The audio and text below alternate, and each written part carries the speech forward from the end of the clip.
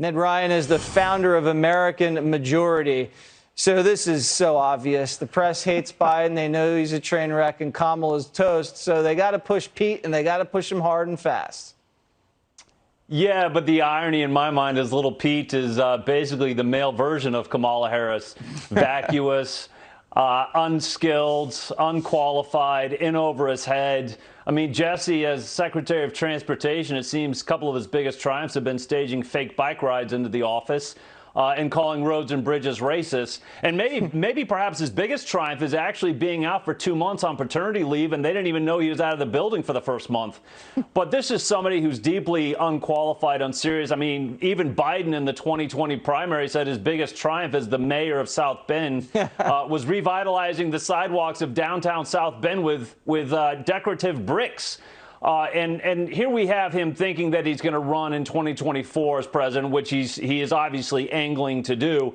And I was thinking, can you imagine a head-to-head debate with Kamala Harris? It's a battle of word salads and a massacre of brain cells for everybody that's watching. So he's got the juice because he's got all that dough from the infrastructure deal.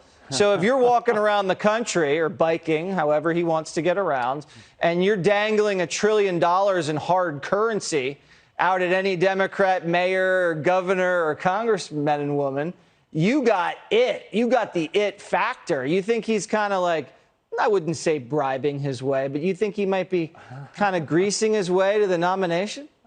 I would say that he is greasing his way and buying a few favors that he might call in about 2 years as he thinks he's running for president. But of course he is. I mean, that's one of the things that's basically the unstated fact of that New Yorker magazine article in which he's basically saying, yeah, I've got a lot of money. Phil Murphy's delighted that he is receiving some of this money from Mayor Pete. So of course he is. But again, you know, in my mind, Jesse, on a serious note, Mayor Pete is really the face of what I call the credentialed idiocracy. Former McKinsey consultant, Harvard and Oxford degrees, with no real answers or no real solutions for the real world. And yet here he is being proposed as a meaningful presidential candidate in 2024. It does show you the sad state of the Democratic Party today. It does. The guy is really an empty suit, and he will be going up against an empty pantsuit, Kamala Harris, in a very brutal primary. I can't wait to watch. Here's Kamala's latest. I don't even know what this means, but listen. So I am here because this is a community in the Mississippi Delta that has a long history of being part of America's history, including having the needs that should be met. This is a community that has a long history of being a part of America's history. It's good. It's a pretty good line. I feel like I'm being punked every time whether it was in Jamaica, of course, there's many other times. I feel like we're being punked right here. This can't be serious. But she keeps on doing it time and time again.